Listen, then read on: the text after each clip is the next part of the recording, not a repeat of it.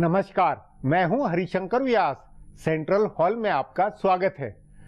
आरक्षण पर नए सिरे से फैसले का वक्त आ गया है। सुप्रीम कोर्ट, हाई कोर्ट और राष्ट्रीय पिछड़ा वर्ग आयोग ने ऐसे हालात बनाए हैं, ऐसे सुझाव दिए हैं जिसमें प्रधानमंत्री नरेंद्र मोदी और उनकी सरकार को फैसला करना होगा। नरेंद्र मोदी ने जाट आरक्षण का भरोसा दिया है। यह तभी संभव है जब पिछड़ा आयोग का सुझाव माना जाए। आयोग ने पिछड़ी जातियों की केंद्रीय सूची को 3 श्रेणियों में बांटने की अनुमति मांगी है। मतलब 27% आरक्षित जगह को 3 हिस्सों में बांटा जाए। ओबीसी के भीतर आर्थिक कसौटी पर जो मजबूत जातियां हैं, वे कमजोर या कि अधिक हकदार जातियों का आरक्षण हड़पने जाए, इसकी चिंता बन गई है। मतलब बिहार की तरह पिछड़े, अति पिछड़े और एक नया वर्ग महापिछड़े का बने। इससे जाट जैसी दबंग जाति ओबीसी में एडजस्ट होगी तो उसे अपने समतुल्य बाकी फॉरवर्ड जातियों के साथ एक सीमित हिस्से में compete करना होगा। यह फार्मूला ठीक है, मगर इस सुझाव को मानने का अर्थ है कि आर्थिक हैसियत का फार्मूला आरक्षण में आधार पा रहा है। यदि ओबीसी कोटे में आर्थिक हैसियत से डिवीजन होगा तो दलित आदिवासी में भी महादलित गरीब की चिंता करनी होगी। सचमुच दलित गरीब आदिवासी कोटे में दबंग आदिवासी या दलित जातियां हावी हो रही है, उसे बदलना होगा। सुप्रीम कोर्ट ने आरक्षण के अब तक असर की समीक्षा करने को कहा है। एक पीढ़ी को लाभ हो चुका है तो दूसरी पीढ़ी को क्यों मिले? सो मोदी सरकार के लिए बहुत कुछ नया करने को है। आज इस पर चर्चा है। इस पर चर्चा के लिए आज मेरे साथ वरिष्ठ पत्रकार अनिल बंसल है। अनिल जी, राष्ट्रीय पिछड़ा आयोग ने ओबीसी कोटे में 3 कैटेगरी बनाने का जो सुझाव केंद्र सरकार को दिया है, उसका क्या ये अर्थ नहीं है कि इसमें भी आयोग में या इस आरक्षण के मामले में अब सामाजिक के बजाय आर्थिक कसौटी ज्यादा निर्णायक बनने जा रही है? नहीं व्यास जी, उन्होंने जो आयोग ने जो सुझाव दिया है, सरकार को परमिशन मांगी है, एक तरह से उन्होंने तीनों आधार की मांगी है। अभी तक जो हमारा आरक्षण का आधार रहा है वो शैक्षिक और सामाजिक आधार पर हम आरक्षण तय करते रहे हैं। अब उसमें वो चाहते हैं आयोग की शैक्षिक, सामाजिक और आर्थिक तीनों आधार उसमें शामिल किए जाएं और उसका कैटेगराइजेशन किया जाए।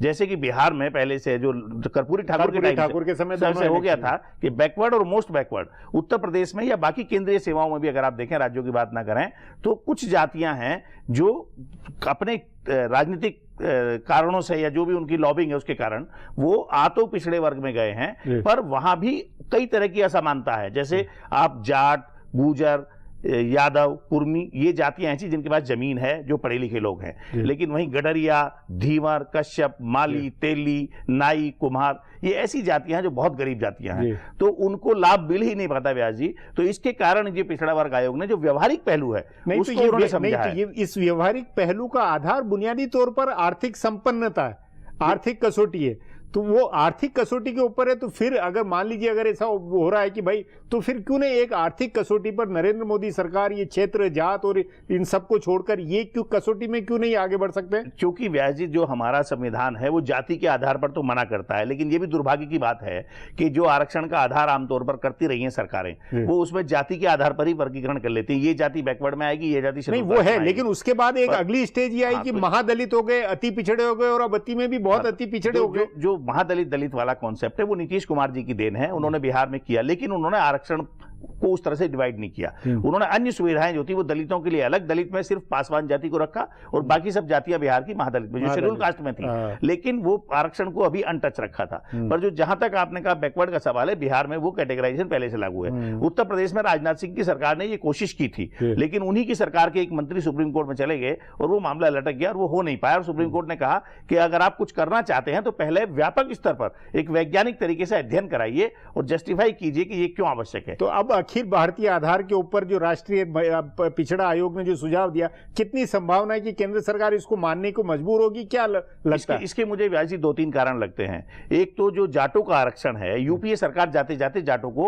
ओबीसी आरक्षण का लाभ दे गई थी, लेकिन उसको सुप्रीम कोर्ट में चैलेंज किया गया, क्योंकि जो राष्ट्रीय पिछड़ा वर्ग आयोग था उसने उस समय जाटों को आरक्षण देने की सिफारिश नहीं की थी। उसने कहा था ये आरक्षण के लिए सुपात्र नहीं है। पर जो यूपीए सरकार थी उसने इसके बावजूद भी, भले उसका कारण अजीत सिंह को खुश करना या लोकसभा चुनाव में उसका लाभ लेना रहा हो, उन्होंने जल्दबाजी में आरक्षण की जो पिछड़ा वर्ग आयोग की सिफारिश थी उसको नकारते हुए वो भी उसको लागू कर दिया। जाट के साथ में मराठा भी किया, तो तमाम उसको रद्द दिया। सुप्रीम कोर्ट ने इस आधार पर उसको रद्द कर दिया। तो अब जो मुझे लगता है मोदी जी के साथ जाट नेताओं की मुलाकात हुई थी सुप्रीम कोर्ट के फैसले के बाद। सुप्रीम कोर्ट से सरकार टकराव नहीं लेना चाहती, वो सीधे कहीं लगे कि सुप्रीम कोर्ट के ऑर्डर के बाद नया कानून बना रही है। तो मुझे लगता है राष्ट्रीय पिछड़ा वर्ग आयोग उसके लिए एक उचित माध्यम है, उचित संस्था है। वो अगर कोई निर्णय लेता है तो मुझे लगता है ये जाट का जो आरक्षण है, जब आप 3 कैटेगरी करेंगे, बैकवर्ड, कम बैकवर्ड और अति बैकवर्ड, इस तरह से क्लासिफिकेशन करेंगे तो उसमें मुझे लगता है कि जाट जो है, एक तो जाटों का आरक्षण किया जा सकता है, दूसरे जो हर सरकार का मंशा है और सब लोग कहते रहे हैं कि सवर्ण जो है, बहुत गरीब सवर्ण जो है, उनको आरक्षण का लाभ क्यों ना मिले। आखिर तो क्या मतलब है? वो भी आर्थिक आधार भी हो सकता है कसौटी। तीनों आधार उन्होंने कहा है कि इस बार जो वो आरक्षण देना चाहते हैं, राष्ट्रीय पिछड़ा वर्ग आयोग सिफारिश जो कर रहा है वो आर्थिक और शैक्षिक और सामाजिक, अभी तक जो हम लोग कंसीडर करते रहे सामाजिक और शैक्षिक आधार पर आरक्षण करते रहे, अब आर्थिक आधार भी वो करना चाहते हैं। इसके लिए उन्होंने सरकार से इजाजत मांगी है। तो उस नाते ये कि एक बुनियादी परिवर्तन बहुत मुमकिन है कि संभव हो जाए अगले। देखिए जी, आप इतने समय से देख रहे हैं, आजादी के समय जब आरक्षण की बात आई थी तो इस पर संविधान सभा में मतभेद थे, आरक्षण हो कि नहीं हो। तब ये माना गया कि हो सकता है 10-20 साल के बाद इसकी आवश्यकता ना पड़े, इस नियत से सरकार काम करे कि सभी वर्गों का उत्थान हो। पर हमने पाया कि आजादी के लगभग 70 साल बाद भी अभी तक वो आरक्षण का वैसा लाभ नहीं मिला। क्यों?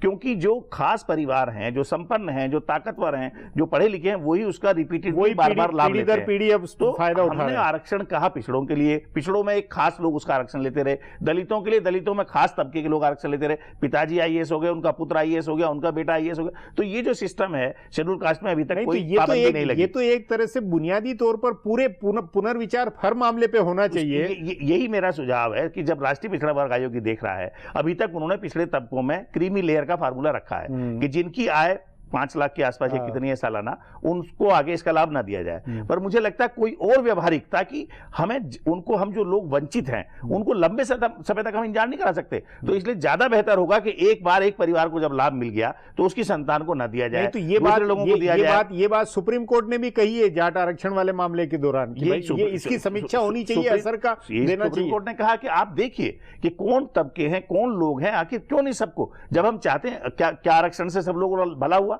सरकार चुप, कोई जवाब नहीं दे पाई। 60, 65, 70 सालों में आरक्षण देकर आप कोई उत्थान नहीं कर पाए, आप खुद कह रहे हैं ये बात। तो आप ऐसा व्यवहारिक पहलू लगाइए, जो वास्तविक मकसद है उसका, सबको लेवल प्लेइंग फील्ड पर लाना, बराबर लाना, वहां तक आप मकसद में कामयाब हो। तो मुझे लगता है अब चूंकि राष्ट्रीय पिछड़ा वर्ग आयोग उस दिशा में सोच रहा है, तो कहीं ना कहीं जो पिछड़े आर्थिक आधार पर हैं, चाहे सामाजिक है चाहे शैक्षिक है, सभी आधार पर जब वो कंसीडर करेगा, उसमें आर्थिक आधार भी आएगा और उसमें ये भी हो कि एक आदमी जो संपन्न है उसको बार बार ना मिले। ये सारे पैरामीटर्स करके अगर सरकार करेगी, पर क्या राजनीतिक इच्छा शक्ति ऐसी सरकार में, नरेंद्र मोदी सरकार में समझ में आती है? मुझे लगता है कि नरेंद्र मोदी सरकार ये करने में सक्षम है, क्योंकि कोई आदमी इसका इस आधार पर विरोध नहीं कर पाएगा। इसके पीछे कोई दुर्भावना नहीं है। जब आप एक सद्भावना के साथ, एक सकारात्मक नजरिए के साथ सारे अदालती पहलुओं को लेते हुए पूरे समाज की, राष्ट्र की व्यापक इच्छा जो है उसको अगर पूरा करने के लिए कोई आगे बढ़ते हैं, तो मुझे लगता है कोई व्यवधान पैदा नहीं कर पाएगा। अनिल जी, बातचीत को यहीं समाप्त करेंगे। प्रोग्राम में आने के लिए बहुत बहुत धन्यवाद। हमारा प्रोग्राम अब यहीं खत्म होता है, मुझे इजाजत दीजिए।